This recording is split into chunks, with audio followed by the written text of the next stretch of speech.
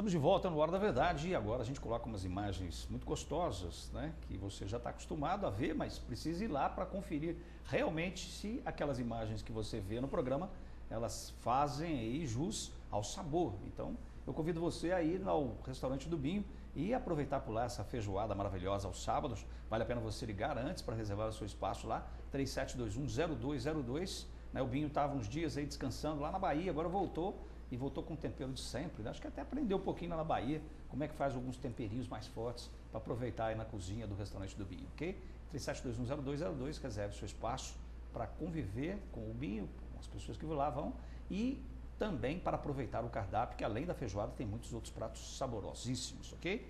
E a gente viu aí, né, no Telefatos, você vai acompanhar um pouquinho após o Hora da Verdade, né, a representação do Telefatos, com a matéria sobre, por exemplo, sobre o santo de hoje, que é o São Judas Tadeu, que é considerado aí o santo das causas impossíveis. Aproveitando esse tema, eu queria perguntar e já perguntei, né, no bloco anterior, com relação a quem está jogando as criancinhas e se essa questão das drogas, a gente precisa muito da ajuda de São Judas Tadeu.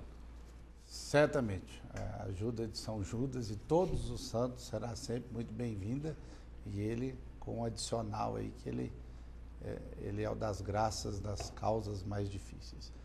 Mas quem está julgando as criancinhas? A hora que ele sobe a margem, ele vê criancinha vindo de todos os lados e não vê ninguém jogando. Aí ele para e pensa, essas criancinhas têm pai, têm mãe? Onde elas moram? Com quem elas convivem? Por que eles não estão por perto? Então é mais ou menos aí o caminho da resposta.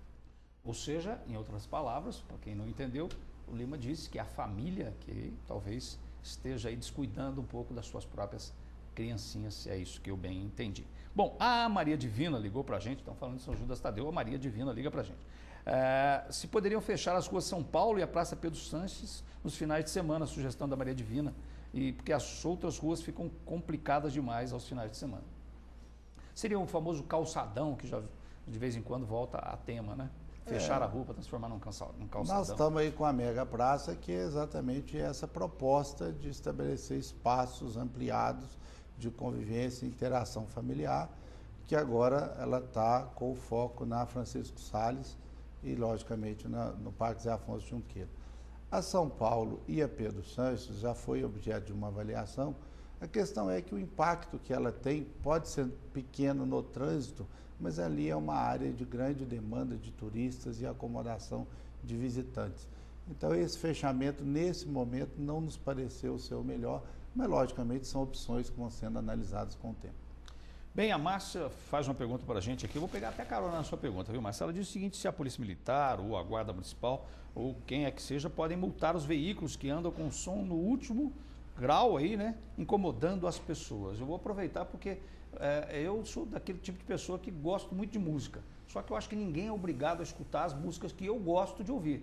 O que a gente ouve de músicas na rua de qualidade duvidosa, mas aí cada um escolhe o que quer ouvir, mas só que as pessoas não são obrigadas a ouvir as músicas que você que está aí no seu som muito alto querem tocar para todo mundo ouvir. Já já eu também vou sair nas ruas, que eu gosto de música clássica, eu vou querer tocar a música no alto som para ver se a gente muda um pouquinho as músicas que eu tenho ouvido aí. Com relação a esse problema, pode ser feito alguma coisa, Lima? A guarda não está hoje credenciada, ela não executa a autuação e a fiscalização direta de trânsito no sentido de impor penalidade. O nosso grupo de trânsito da guarda tem trabalhado em orientação e orientação do tráfego. Agora, a Polícia Militar é hoje o nosso agente fiscalizador e ela teria condições de fazê-lo do ponto de vista legal. Do ponto de vista prático, é uma operação sempre um tanto quanto complexa, uma vez que você tem que detectar o nível de som, e se todo mundo colocar o som na altura e sair na via pública, independente do gosto, do estilo, né, nós vamos criar o caos sonoro, em que em alguns momentos a gente passa por ele. Então, nós precisamos educar o cidadão e precisamos conseguir efetivar uma fiscalização mais rígida, sem dúvida alguma. O Antônio Carlos ligou dizendo que o prefeito tem apoiado muito a Guarda Municipal, por isso, diz o Antônio Carlos, colocou você no comando. E você diz, o Antônio Carlos é um coronel como secretário, que sabe o que faz, tem muito conhecimento dessa área. E a Maria Oliveira tem como a prefeitura desenvolver um projeto de mobilidade onde o centro por VLT, é isso? É veículo leve sobre trilhos, né? O VLT é um projeto que está sendo muito utilizado nos principais centros urbanos do país, exatamente dessa política de mobilidade. Logicamente, ele pode ser implantado, mas ele carece de um estudo técnico mais aprofundado que nós não temos hoje. Mas o monotrilho não seria um VLT? Porque é um veículo, não sei se ele é leve, dizer, mas né? ele é um veículo sobre trilhos, né? É um sistema um pouco diferente, mas também encaixaria dentro dessa lógica.